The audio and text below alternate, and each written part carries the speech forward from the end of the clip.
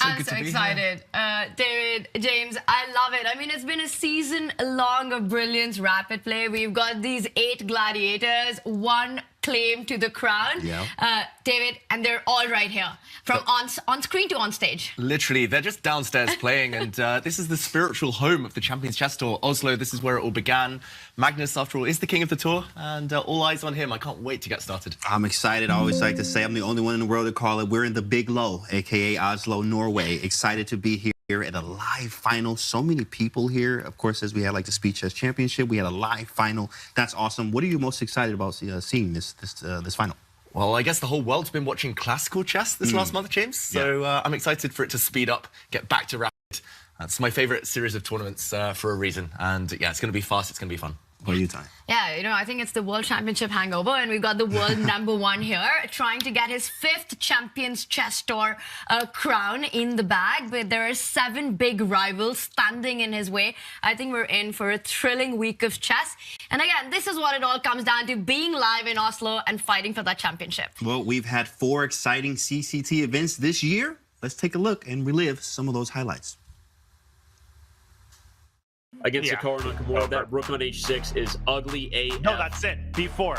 What a result. 2-0. Look at Anish. He's doing his best. Denis Lazovic, the kid, sends home Hikaru Nakamura. Anish Giri will join his fellow 2800 club member. Magnus needs to prove that he can hold the half point. And whoa, as soon as I say that, the wrong move from Alireza, and Magnus isn't just okay. Apparently he's winning. It is Magnus Carlsen. He needed a draw, but he gets a win.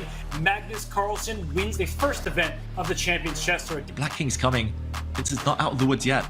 And he offers to trade the bishops. The knight is too far. The b-pawn is coming. Magnus Carlsen knows it. He leans back for the first time in the match. He knows he's done it. Wow, heartbreak for Vincent Keimer. He traded off the bishops, which was so desirable the whole game. The king goes to f3.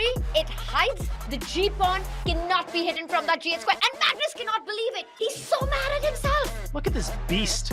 Look at this beast on d6, bishop to e4. He's totally winning. Magnus he knows it's over. Alireza, he's not going to miss. He did it again. Magnus Carlsen has resigned. Alireza has done the unimaginable. Alireza Firouzja is the champion of the chess.com Classic. I kind of want to see bishop takes h1, though. Just that would go down in all the chess books forever for history. Oh my God! You didn't see it? Oh my God, it's on the board. This is once in a lifetime stuff. Fabiano on the camera, Robert, smiling. He knows he's... wow, this is immortality stuff. 18 seconds, even on the board if he survives the clock. It's over. Push, push, push. h7, you can't go a3. Got to go back to h8. The rook slides over to h6 just in time. It's all over. 12 seconds. g7. There we go. Maxime Vachier-Lagrave is the winner of the Crunch Labs Masters after taking down Alireza Firouzja in the Armageddon. The h-pawn's going to cost white his knight. Arjun Erigaisi is going to be knocked down to the loser's bracket. Alexander Grishik, look at how happy he is. He's missing moves. He's also missing moves here. There's a lot of nerves. We have to check here what happens. The bar is going up and down like my heart rate right now. Queen f7 is a big threat, and Alireza, he resigns after e6. Despite Alireza's clock situation, Robert, he's been fantastic today. Resignation time, and that means we will see a rematch of Firouzja and Carlsen. Knight takes d4 is something you have to what? Bishop f5? If he plays it, it shows he's in bang in top form here right now. I seriously was only looking at moves like queen c7, queen b6 with Alireza Firouzja. He is in tip-top shape at the moment. And another capture. This is maybe what Magnus has missed. Magnus is saying, what have I done? Robert, take it away. Oh, the bar drops. Wait, what's happened here? I was about to say this should be a draw, but apparently this is a blunder from Magnus Carlsen. I mean, I think it was just a strange decision. And oh my goodness, David, you know what's about to happen? Oh, look at Firouzja on the camera as well. Frustrated, Robert, and it is a draw. White is still winning, but Magnus doesn't realize the White King has to run. Sprint forward. He chose the wrong square. Yeah, f2 comes with check. The king goes back to e2, but that was a mistake. Every single obvious-looking move is wrong. Wow, the checks have continued, but no more. And Magnus Carlsen wins on time, wins the Julius Baer Generation Cup. It was a king walk. It was close. Magnus, a sigh of relief on his face, Robert, but a deserved winner in the end after an epic battle.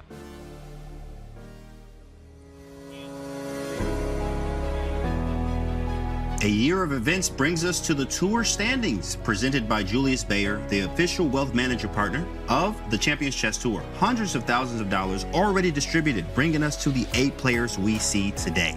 But a lot of players didn't quite make the cut. Tanya, who are you surprised with that didn't make the cut, actually? Well, I'm looking at the right side, the list on the right side. Okay. I would have loved to see a countrymate of mine on this. And, you know, Vidit was close. Arjun had a shot. And then you've also got world number 2, Fabiano Caruana, who missed the cut of that top 8, fighting for $500,000 here in Oslo. I will tell you who I'm surprised to see in the top 8.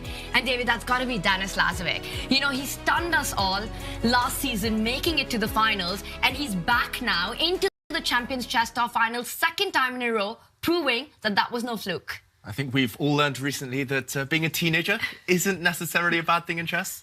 The teenager's doing pretty well recently, and Denis Lazovic, yeah, maybe he's got some surprises up his sleeve, more surprises for us this time. Yeah, in fact, Denis is showing incredible form in all the time. He's won many Title Tuesdays as well. He also has a very nice, stoic, just chill and play chess type of attitude. It reminds you of a younger Wesley So here. So, of course, as we do have Wesley So here, maybe we have 2 of them kind of in a way, but I'm excited to see kind of what happens there in the matches to come. So pretty awesome there. But what else are you looking forward to, David? Like, what else? Well, I'm interested to see whether anyone can take down Magnus, first of all. Magnus has won the Champions Chess Tour 4 years running. Some big names alongside him. Alireza Firouzja is in rapid chess, a dangerous beast. And yeah, Jan Nepomniachtchi, Vasil Graf, they're capable on their day, but whether they can hold it together for the whole week, take down Magnus, that's another question. I just want to see great chess. You know, David, world number 1, Magnus playing any tournament, it's hard to bet against the guy. But Alireza Firouzja, he's been fire on the board the whole year round. He's shown incredible form. And the one player I'm really excited to see is Vincent Kaimer. He's coming off fresh from the team of Gukesh. Okay. You know, he's the 1-2, I will say, who I was most surprised to see on that list. Wasn't expecting that at all. I want to see the kind of opening preparation. Do you think that's going to play a big role in this one? What he prepared for the World Championship match with Gukesh? Oh, that's interesting. Maybe there was a contract. He's not allowed to use some of the work. You never know. There's always a bit of cloak and dagger with these things. But Vincent Kaimer, I mean, just confidence, riding on a high, the emotion that comes with kind of winning a World Championship, being part of the team kind of counts. I mean, that's going to stand him in good stead. Well, let's take a look at the format, as this tournament has multiple stages and everyone will be playing each other at least once in the round robin. But the format has some new quirks from last year. Let's take a look at how it works. The Champions Chess Tour finals are here. 8 players who have earned their spot will face off in an epic battle to determine who will be this year's champion of champions. Up for grabs will be $500,000 in prizes, with first place taking home $200,000. The action opens with an 8-player round robin. The top 2 finishers advance directly to the semifinals, while the bottom 2 are eliminated. The remaining 4 players will battle in a double elimination survival bracket. Again, the top 2 players advance, while the bottom 2 players will be eliminated. The final 4 players are headed to a single elimination bracket. The winner will be crowned our 2024 Tour Champion.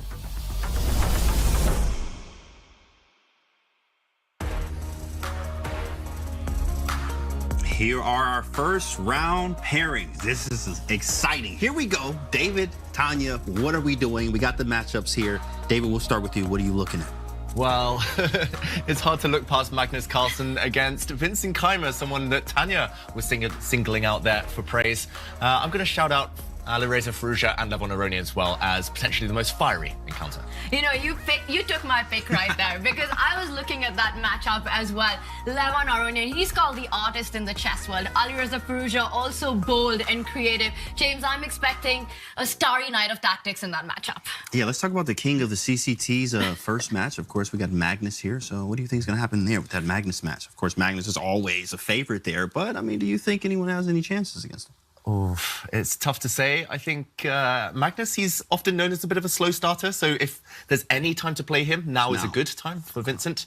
But Magnus will also be itching to get back out there, having been a spectator for the last few weeks of the World Championship match. And he's up against Vincent, right? Let's not forget the 2023 World Cup. Vincent was the only player to beat Magnus Carlsen. Crazy, yeah. You know, Vincent's coming off fresh right now from his prep, from the training camp with Gukesh. All these youngsters, David, they're always so excited for this opportunity to play against Magnus and potentially try and take him down. Yeah, and this young generation, every time one of them gets a great result, another one seems to kind of want to show that they can keep the pace. And Vincent Keimer, yeah, so impressive for someone so young. He's been Germany's #1 for so many years now. And yeah, a dangerous, dangerous opponent for Magnus to start against. Very strong opponent, of course, as we talked about with that prep too as well. That's something I didn't know, David. I don't know about the contract. If you can't use the prep of like, oh, you can't use the prep for 17 years exactly. Like, that's crazy if that's a real thing. Wow. But I mean, Keimer definitely is working with as a second with Gukesh there. Definitely, I know he's prepared. He's very sharp. He's been looking at the engine and etc. So pretty nice stuff there. But two players who haven't won a 2024 tour event but are looking to win this year's finals are right there. In fact, Wesley and Nepo. Both players will be looking for a strong start there. Look at them sitting down, ready to go. Doesn't that look great, guys? Look at the setup. It's proper esports style there. The players have headphones, so they will have playlists, I believe, pre-approved playlists they can listen to, but they won't be able to hear the audience. We have fans here, of course. What are they listening to, David? What's Wesley's go-to? I don't know. Some heavy metal? What do you think, Tanya?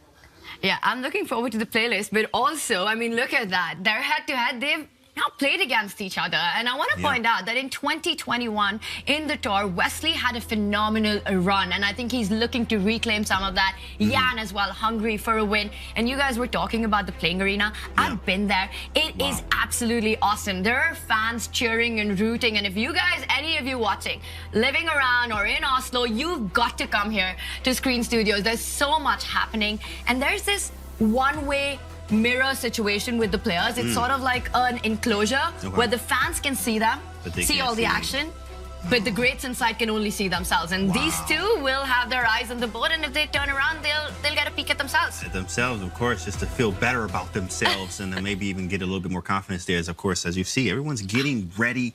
The specs are there. This looks amazing. Look at everyone working on the sides there. Vincent Keimer ready to go. Magnus showing up fashionably late always. This is just how he does it. He is not there at the board, but he will show up late as usual. Now, of course, as we see MVL there too, man, this is awesome. We have Chess Up in the background. I'm excited, like especially with the fans here. You know, it makes it a whole different element when the fans are able to watch. I mean, this is happening in Oslo. David, probably no surprises who everyone's going to be rooting for here. Yeah, the local fans might be slightly biased. Magnus. Magnus Madness, as they call it here. But yeah, I mean, there's so many world-class players. We're going to be really treated so atmospheric. I'm hoping the fans, at least in the first few days, cheer for everyone.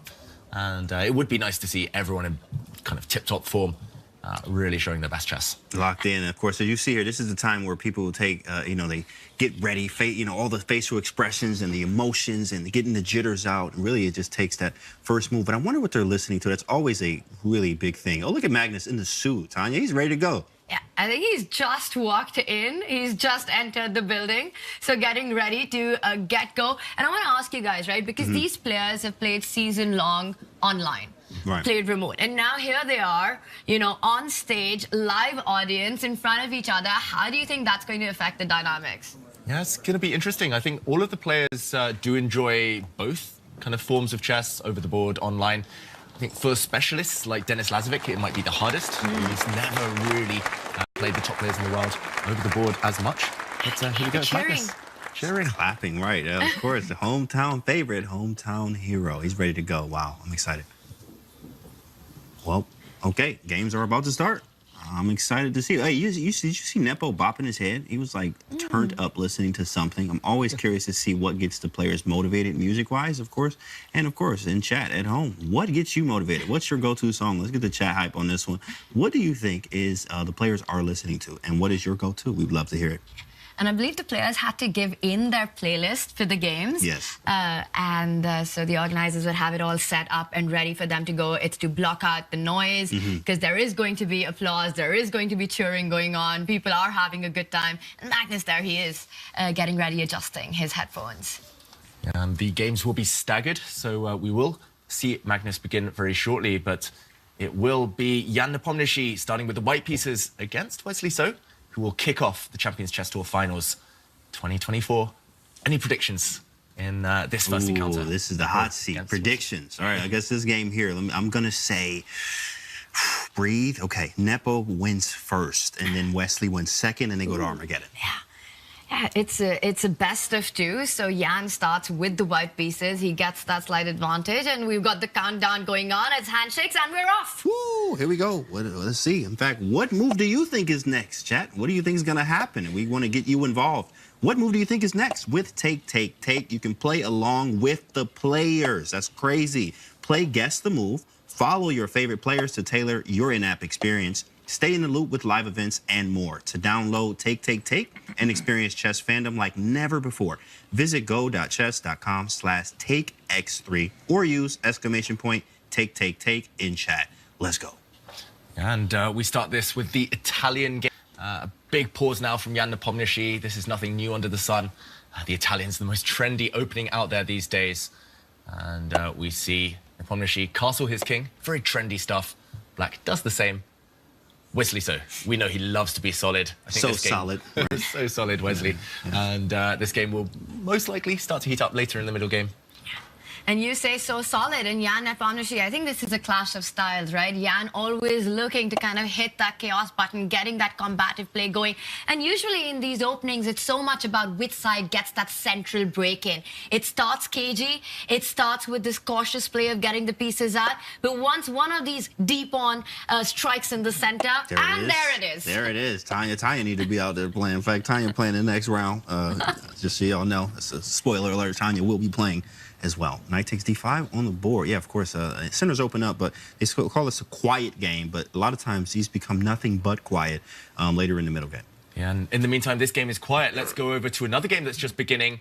It is the favorite of the event, the local favorite, Magnus Carlsen, world #1, who will begin with the white pieces against Vincent Keimer. I'm not going to ask for predictions here because they might be one-sided, but Vincent, a draw with the black pieces would be a fantastic result, I'm going to say.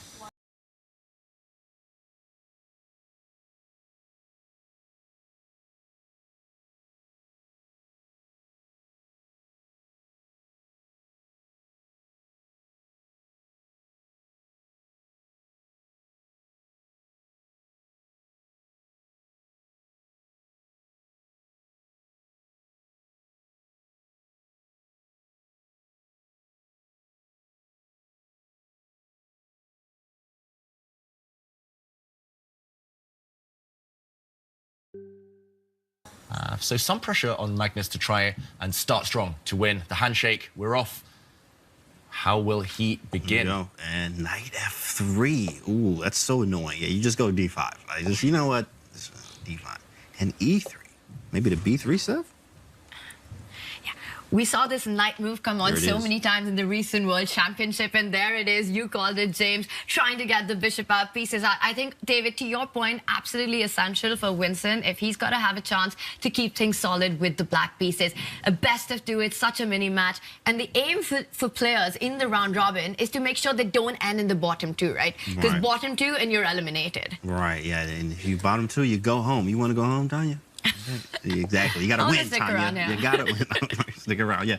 No, but it's very important to get off with a very good start. You know, if you don't, emotions can play a role in your game and your decision making, and you can actually send yourself home, basically, to say the least. So I do like this opening choice for Magnus. In fact, if you check some classical games recently, I forgot which tournament it was. I've been checking a lot of games, but Vincent Keimer actually played this with the white pieces and won a very nice game in about 30 moves or so. This is a very nice setup from white. Magnus is just trying to play a game, trying to stay away from theory a little bit. I've had success with this opening too as well. Hikaru has a 60% win rate on chess.com with this opening. So in faster time controls, that is. But it is nice to get a game with this, David.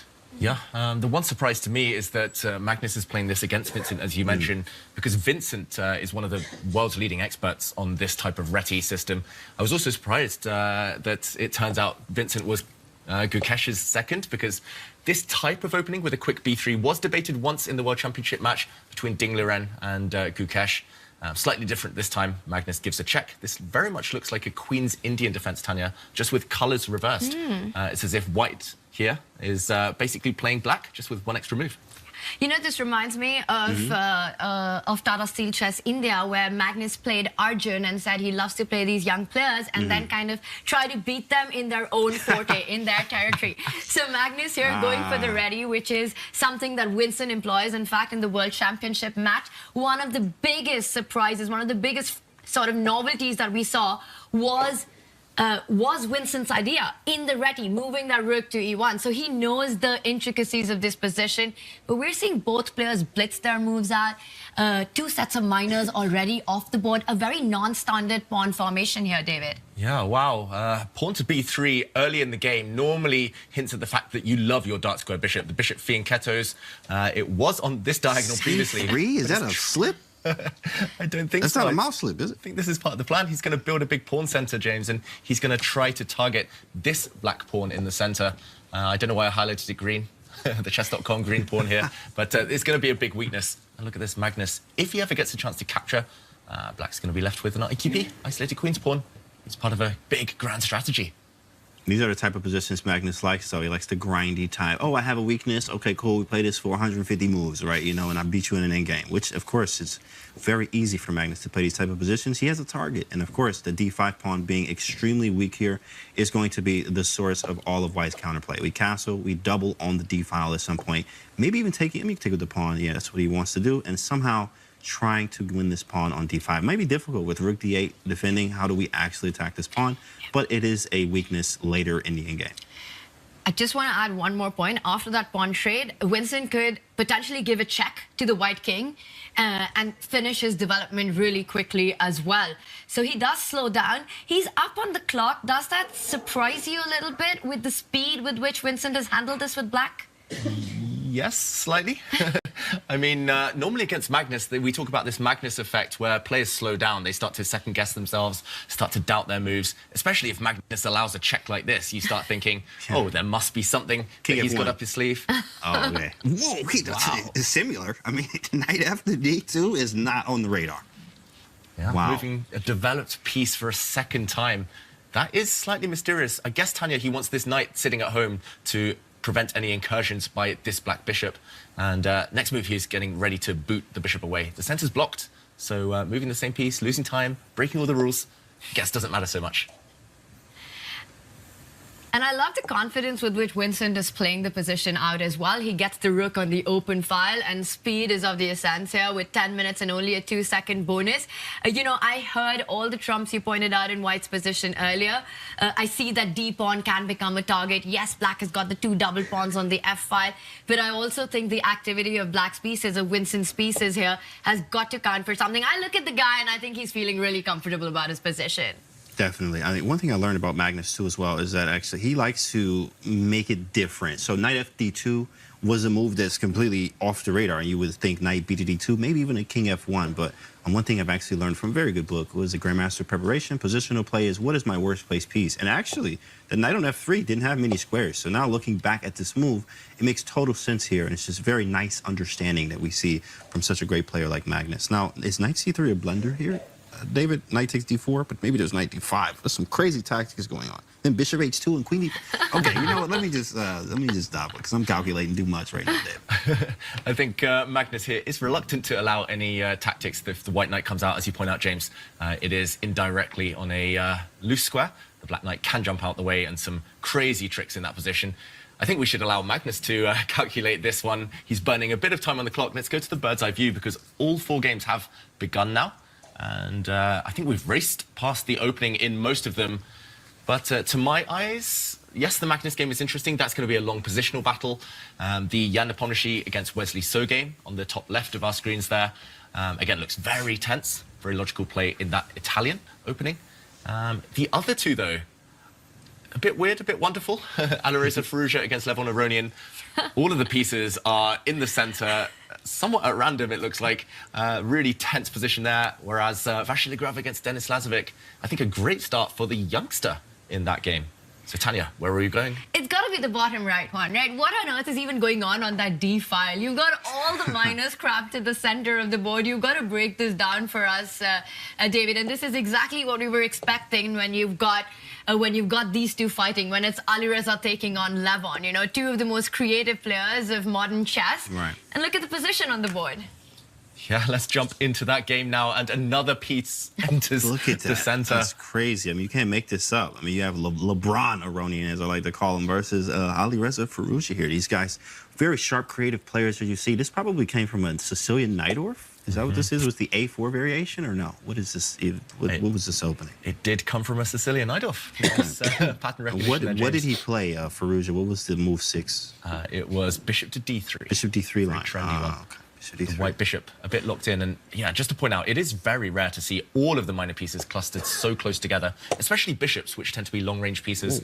I got scared there that the white queen was trapped. This is like they made something up here. You never see this type of... I mean, it looks like a Rubik's Cube, right? Right. I should start highlighting different colors, but it's a Rubik's Cube, essentially. Nice. Wow.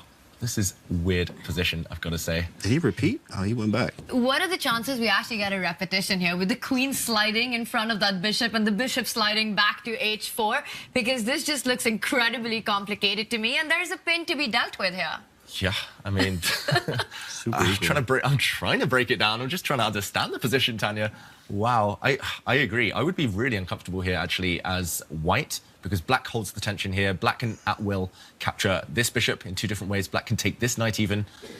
I mean, there's so many things to calculate. It's a rapid game. You only have 6 minutes on your clock.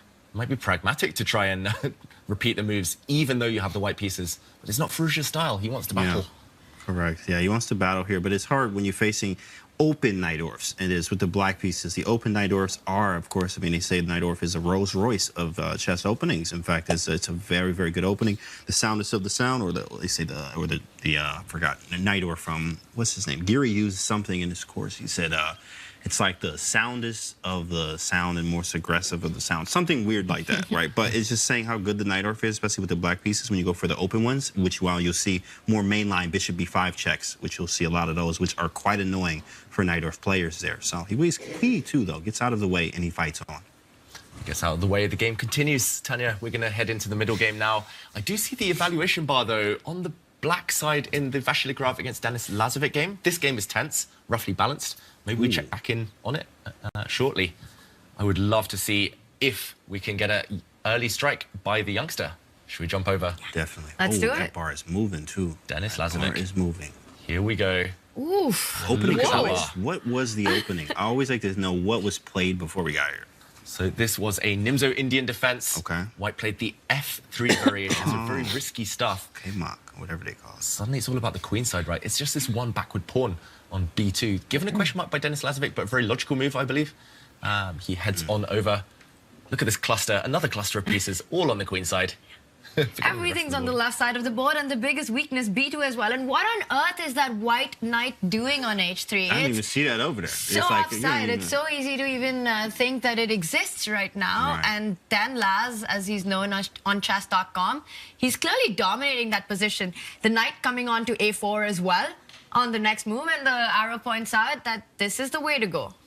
Yeah, the blue arrow does signify the best move in the position. It's also the logical follow-up to Denis Lazovic's last move. So I'm surprised he's hesitating. Maybe he's just double-checking that there's no tactics in the position. And he So doesn't. he plays something else. He puts knight e5. Where is he going? Surprising stuff. The black knight, I think there were some potential tricks. He was looking at the idea of pawn to b4. So there would have been some en passant ideas, and the black knight on c6 would have been vulnerable. So moving it off a unprotected square, but a bit slow. Also, I just realized that c4 pawn is a bit tender, so there were calculations involved with the knight jumping onto a4. So first, Denis Lazovic just consolidates that pawn, and that other knight is definitely landing on the a4 square to put pressure on b2. Is this the kind of situation where you ignore the cross? It just feels like such a human move to make. I think so. Yes, it's not the best way necessarily of pushing the advantage, growing the advantage, but it's stabilizing. And the top players in the world, something that Hikaru does all the time, they just stabilize the position. They sit on their opponents, keep the pressure. And just to show a cool tactic, Tanya, you mentioned there were tricks. As Maxime gets ready to make another move, he improves his queen. Or maybe it doesn't improve his queen. But just to show, knight to a4 in this position, bishop takes pawn, you said was possible, and you're right. This is the type of thing that had to be calculated. Now black would have to sacrifice knight takes b2. Whoa. Look at this. Rook takes b2. Whoa! And a checkmate. Queen takes b2. Oh my goodness. Wow. That's nasty. This That's is beautiful. how complicated the position is. That was nasty. Okay, let's catch up with the game. In the meantime, pieces coming out. Maxime maybe a bit happier than he was now that his knight's off the back rank. Hey, check out the fans down there. Look at that at the bottom right-hand corner. If you're here in Norway, of course, you can be here at the live final. Look at that. That's pretty cool. And, of course, as we mentioned before, the players can see, cannot see, actually, the fans. And the fans can see the players, but, of course, there's more of a mirror between it, which is pretty cool to see. So it's no distractions, really, to say the least. Awesome to have the live audience here, as always. Look at all the people here. This is how chess is meant to be played. In front of a live audience, right. They can hear the commentary and enjoy it. If you guys can see us, You guys say hi to big hello from the studio right now. No, don't do that. Okay. But they can't cheer. They can actually scream right now because, oh, they can hear us. Oh, what's up, guys? Give us a Mexican wave. What's going on? Oh, yeah, we actually did that one. Right. What's up, guys? Hello. Wow, look at all the people Oh, here. that you got your wave there. Yeah. Nice. We'll coordinate one later. Great job. Perhaps. What's up, guys? In the meantime, a blue arrow appears, and I think Maxime Vachier-Lagrave only has one move to save this game. And he finds it. He finds h4. Well, yeah, you have to, I guess, play this. Oh, yeah, because of the pin on d8. So after queen takes, then you take everything on d3, and I might take white. I do have the 2 versus 1 on the queen side. You always want to look at the pawn structure and heading into some type of endgame. And here we go. And there were tactics there. The black rook was undefended on the d-file, so there was no time to go and win the white knight. Now it's level material again. I think Maxime Vachier-Lagrave has weathered the storm, survived the worst. But Denis Lazovic can probably bail out with a draw if he wants by exchanging everything on the d3 square and then starting to give some checks to the white king. This game looks like it might fizzle out towards a draw now. But still a great result for the youngster, for Denis Lazovic. Yeah, at 18, his second Champions Chess Tour finals, and he starts with the black pieces and keeps the Frenchman with 3 names at bay, never out of control. In fact, was the one that was pushing. David, as this one fizzles down a bit and the dust settles, most likely headed to a draw. Should we take a look at some of the other action that's on? Yeah, let's jump out to the bird's eye view and decide where to go next. It looks like tense middle games all around, other than that game we just left, perhaps, which was headed straight to the endgame. And, okay, I'm trying to decide. I think we won't go to Magnus just yet, because Magnus, that's a very positional fight right now. That's likely to be the longest game of the round. But the game between Firouzja and Levon Aronian has somewhat clarified itself.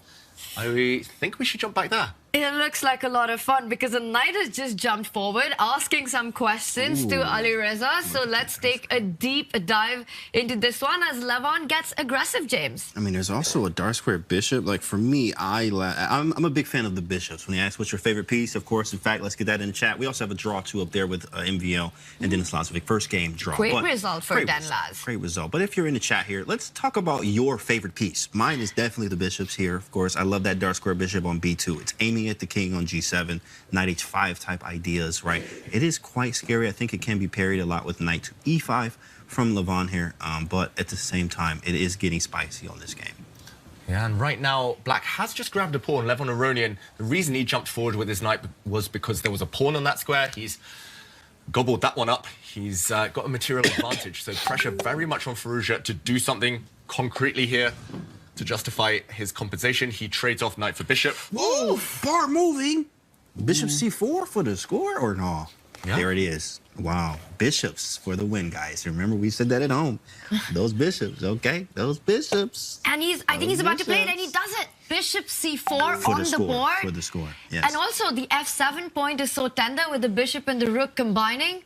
David, what is going on? How does Lev keep the game going right now? Big threats? These bishops, here we go. This is about to get crazy. There's some sacrifices here, David, no? Yeah, I think he has to give up material right now. Otherwise, he will fall victim to some sacrifices, to a potential checkmating attack right now, as you say, James. If he drops back this rook to save it, defend this pawn, several things you can do. The most tempting to my eyes is to jump the queen out, threatening checkmate. Oh, my goodness. Oh, this is so scary. Yes, you can try and block with a knight, but after some exchanges, I mean, the final white piece comes into the action. You're getting hit from this angle, this angle, this angle.